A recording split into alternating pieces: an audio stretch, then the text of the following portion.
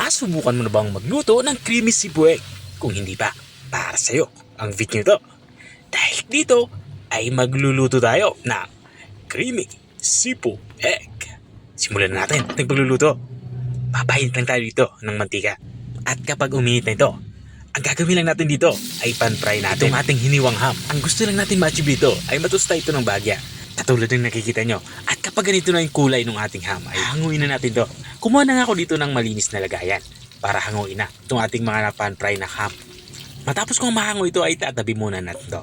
At matapos nga natin maitabi itong ating pan-fry na ham, magsisimula na nga tayong mag-isa sa parte ito. Unang inilagay ko nga itong ating bawang. Isusunod ko naman itong ating sibuyas. Tuloy-tuloy tayo sa ating pagigisa hanggang sa lumabas yung aroma nito. At kapag lumabas na ang aroma nito, ilalagay na natin itong ating bell pepper. Igigisa din natin ito hanggang sa malanta ito. At kapag nalanta na ito, ilagay na din natin ang iba pa nating sangkap. Mayroon nga tayo ditong hiniwang patatas. Hiniwa ko lang ito ng maliliit na korting pa-cubes. Tuloy-tuloy tayo sa pagigisa hanggang sa magkulay light brown itong ating inilagay na patatas. At kapag ganito na itsura niya, ay ilagay na din natin ang ating carrots. Katulad din sa patatas ay igigisa din natin itong ating inilagay na carrots. At kung nanonood ka pa rin hanggang dito sa kalagitnaan ng aking video, ibig sabihin na interesado ka sa aking niluluto. Baka pwede mo na may comment kung taga saan ka para alam ko kung hanggang saan umabot ang aking video. Balik tayo dito sa ating nilulutong ulam. Naglagay na nga ako dito ng mga pampalasa. Nilagyan ko ito ng kaunting asin. At naglagay na din ako dito ng dinurog na paminta. At dito naman sa part ito, inilalagay ko na itong ating green peas. Isusunod ko naman ilagay itong ating mais. Ang ginagamit ko pala yung mais dito yung nakalata na. Yung nabibili na sa mga supermarket. Pero pwede naman kayo gumamit dito ng sariling mais. Walang problema yan.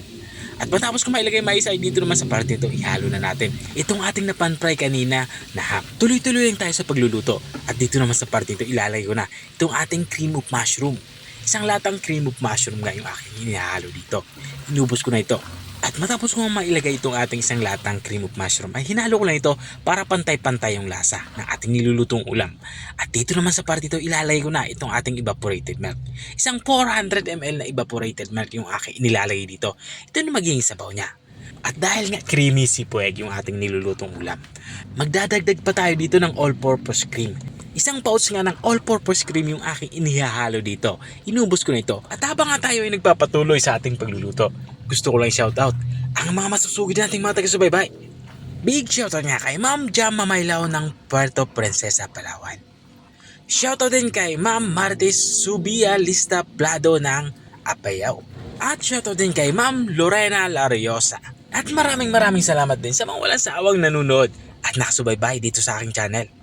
Balikan nga natin itong ating nilulutong ulam. Dito nga sa part ito, inilagay ko na yung ating panghuling sangkap. Ito nga yung itlog ng pugo o quail egg. At dito ay pwede na natin itong iserve. Ito na nga yung ating creamy sipo egg. Kung nakarating ka dito sa dulo ng aking video, maraming salamat sa panunood.